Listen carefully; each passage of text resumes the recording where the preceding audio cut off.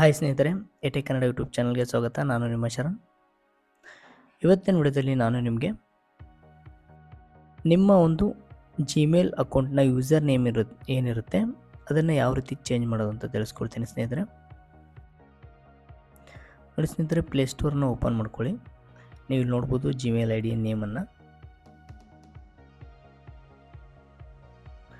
ಅದನ್ನು ಓಪನ್ ಮಾಡಿಕೊಂಡಾಗ ನಿಮಗೆ ಇಲ್ಲಿ ಸೈಡ್ನಲ್ಲಿ ನಿಮ್ಮ ಒಂದು ಐ ಡಿ ಮೇಲೆ ಕ್ಲಿಕ್ ಮಾಡ್ಕೊಂಡಾಗ ನಿಮಗೆ ಇಲ್ಲಿ ಕೆಳಗಡೆ ಸೆಟ್ಟಿಂಗ್ಸ್ ಅಂತ ಬರುತ್ತೆ. ಸೆಟ್ಟಿಂಗ್ಸ್ ಮೇಲೆ ಕ್ಲಿಕ್ ಮಾಡ್ಕೊಳ್ಳಿ.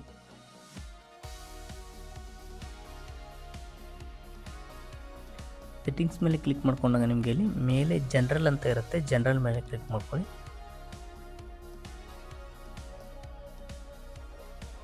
ಜನರಲ್ ಮೇಲೆ ಕ್ಲಿಕ್ ಮಾಡ್ಕೊಂಡಾಗ ಅಕೌಂಟ್ ಅಂತ ಇರುತ್ತೆ. ಅಕೌಂಟ್ ಮೇಲೆ ಕ್ಲಿಕ್ ಮಾಡ್ಕೊಳ್ಳಿ. ಕ್ಲಿಕ್ ಮಾಡ್ಕೊಂಡಾಗ ನಿಮಗೆ ಇಲ್ಲಿ ನೋಡ್ಬೋದು ಚೇಂಜ್ ಕಾಂಟ್ಯಾಕ್ಟ್ ಇಮೇಲ್ ಅಂತ ಇದೆಯಲ್ಲ, ಇದರ ಮೇಲೆ ಕ್ಲಿಕ್ ಮಾಡ್ಕೊಳ್ಳಿ. ಇಲ್ಲಿ ನಿಮಗೆ